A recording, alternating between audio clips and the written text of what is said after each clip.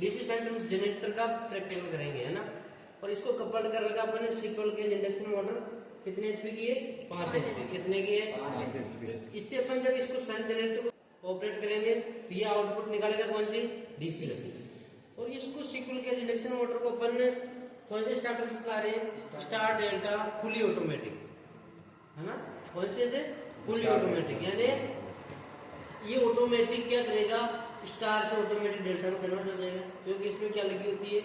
Timer लगा होता है। क्या लगा होता है? उस टाइमर को अपन सेट कर देते हैं, इतने सेकंड बाद में ये इसमें चेंज होना है, स्टार से डेल्टा में चेंज होना है। तो अब देखते हैं अपन इसको चालू करते हैं। जैसे अपन इसको आरसीसी पे ऑन करते हैं, अपना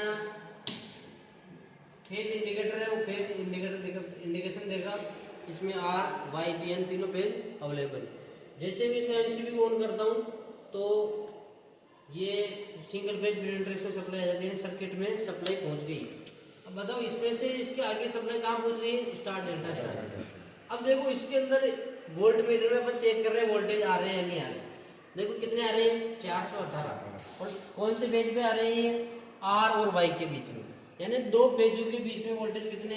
418। यानी कि ये कौन सी वोल्टेज हो गई? Line voltage. कौन सी हो गई? Line voltage. अब देखो मैं जैसे इसमें पेज चेंज करता हूँ, ये लगा हुआ वोल्टेज सिलेक्टर स्विच, कौन सा लग रहा है? अब जैसे इसको मैं चेंज करता हूँ, ये वाई और बी के दोनों के बीच का पेज दिखाएगा। देखो 402 दिख रहा है, यानी वाई और बी के बीच में पेज कौन सा है? कितना है? 402। अब देखो इसको मैं और घुमाता हूँ इधर, इस सिलेक्टर को स्विच कर घुमाने के लिए ये जो सफेद कलर की पट्टी दिख रही है, इसके सामने जो लिखा हुआ वो उसी का वोल्टेज दिखाएगा।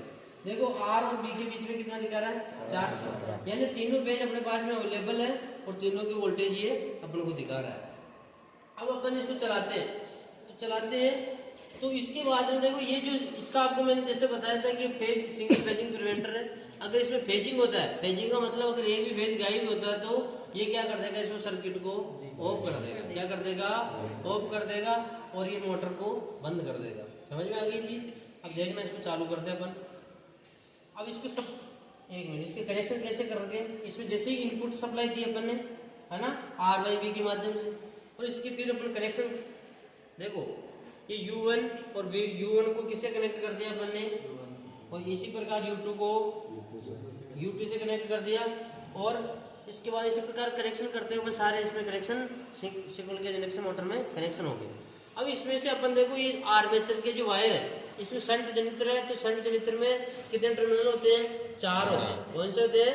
4 होते हैं। 2 आर्मेचर के और 2 फील्ड वाइंडिंग के। फील्ड वाइंडिंग के 2 और 2 आर्मेचर के।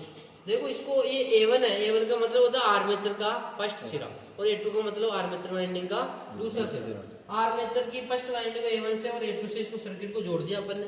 इसी प्रकार शंट फील्ड वाइंडिंग के अपन इसको सर्किट में जोड़ दिया। जब ये कनेक्शन पूरा हो जाता है तो अपन इसको ऑपरेट करेंगे।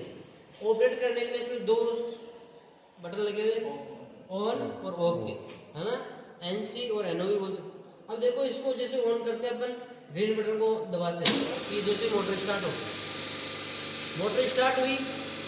अब देखो ये ऑटोमेटिक आवाज आएगी, उसमें ये डेल्टा में कन्वर्ट कर देगा। ये डेल्टा में कन्वर्ट हो गया, आवाज है ना। फिर कुछ समय बाद में ये किसमें कन्वर्ट हो गया? डेल्टा। अब इसकी विशेषता क्या है? शंट जनित्र की, शंट जनित्र की विशेषता है कि ये जैसे जैसे अपन ने इसको फुल गति प्राप्त होगी, उसके बाद में अपन इसको लोड पे चलाएंगे। यानी इसको हमेशा लोड पे स्टार्ट नहीं करते।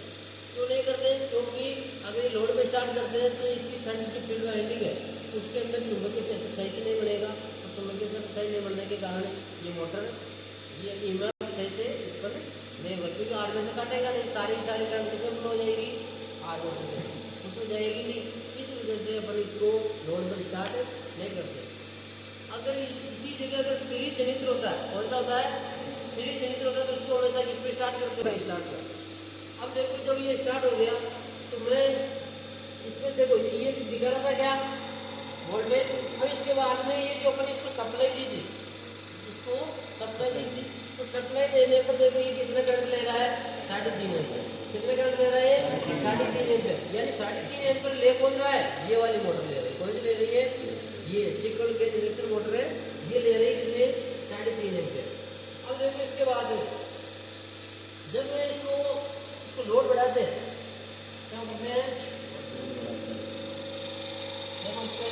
करंट कम होगा थोड़ा सा। ठीक है, अब देखो बिना लोड के स्टार्ट हो गया। उसके बाद में अपन इसको इस मोटर को चलाते हैं, ये डीसी उत्पन्न कर रहा है या नहीं है। तो इसका अपन पहले क्या करेंगे, इसके वोल्टेज चेक करेंगे। क्या करेंगे, वोल्टेज चेक करेंगे।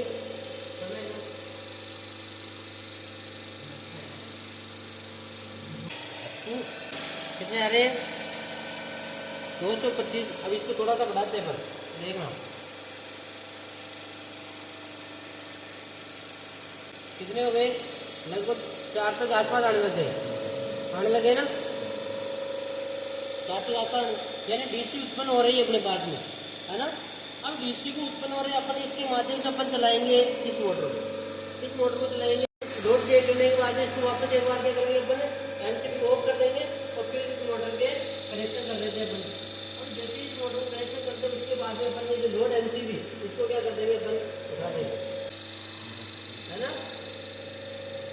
अब देखो इसके बाद अब ये मोटर घूमेगी,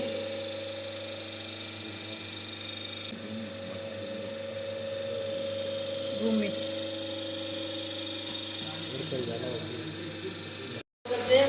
तो जैसे ही इसमें जो जनित्र द्वारा जो वोल्टेज था वो इस पर आ गया और ये मोटर देखो ये डीसी भी चलने लगी। ये कौन सी मोटर है, कंपाउंड मोटर, ये चल रहा है। इसका मतलब अपना जनित्र क्या है, ये वो उत्पन्न कर रहा है। तो इस प्रकार से अपन इस मोटर को चला सकते हैं। अब देखो ये जो मोटर है उसका आरपीएम दिखा रहा है 1458 दिखा रहा है। अब देखो इस प्रकार से अपन ये जो कौन सा है खंड जनित्र है इसका प्रैक्टिकल अपन ने किया। बताओ कैसा लगा, बहुत अच्छा। बहुत ना।